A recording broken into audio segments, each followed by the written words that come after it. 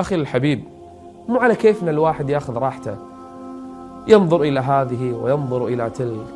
والله لن تورث تلك النظرات إلا حسرة في القلب، وظلمة، ووحشة في الصدر، وهما وغما.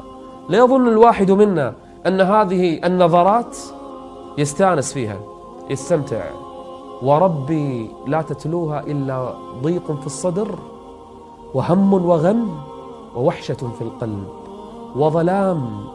بل والله لا يزال الإيمان ينقص فينقص فينقص حتى يقسو هذا القلب، فطال عليهم الأمد فقست قلوبهم.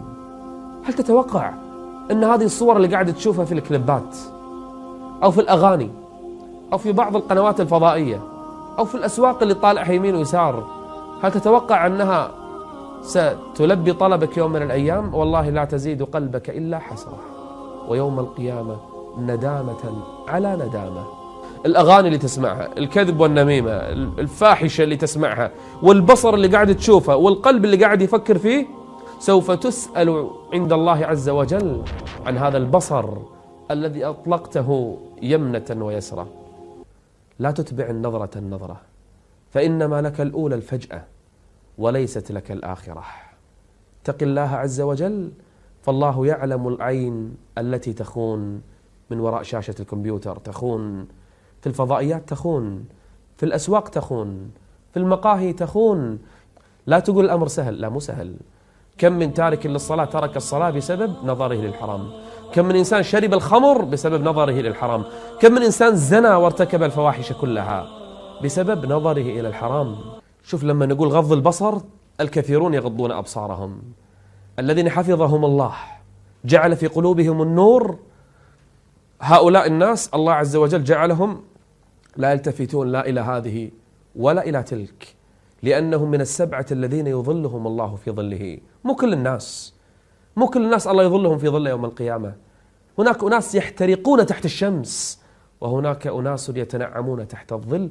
منهم رجل يغض بصره عن الحرام، تدعوه المرأة فيغض بصره ولا يلتفت إليها. لا عذر لك يا عبد الله تقول الفتاة هي اللي تطالعني، لا عذر لك تقول أنا في السوق ماشي لحالي وهي اللي تكلمني، هذا كله مو عذر.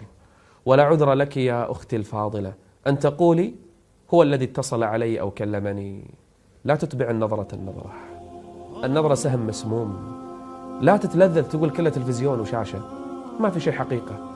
لن أفعل شيئا كل نظر، هذا النظر يفسد القلب كله. والله يجعلك يوم من الأيام تفتح المصحف لا تتلذذ فيه، تقرأ القرآن ولا تخشع أبدا. والله يجعلك يوم من الأيام تصلي بلا روح، صلاتك ما فيها أي طعم. والسبب إطلاق البصر فيما حرم الله عز وجل. نبدأ من اليوم نربي أنفسنا، نعظها، نلجمها لجام الطاعة والتقوى. الواحد فينا من اليوم راح السوق يمشي في حاله، ما عليه من الغاديات والرائحات. إذا جلس في البيت والتلفزيون أمامه يتقي الله في اختيار القناة.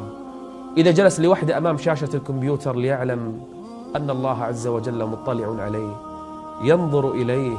والله عز وجل يقول عن الصحيفة يوم القيامة: ما لهذا الكتاب يقول المجرمون لا يغادر صغيرة ولا كبيرة إلا أحصاها، كل نظرة سيحصيها الرب عز وجل. قل للمؤمنين يغضوا من أبصارهم، وقال الله: وقل للمؤمنات يغضضن من أبصارهن. نلقاكم إن شاء الله في حلقة قادمة، استودعكم الله، والسلام عليكم ورحمة الله وبركاته.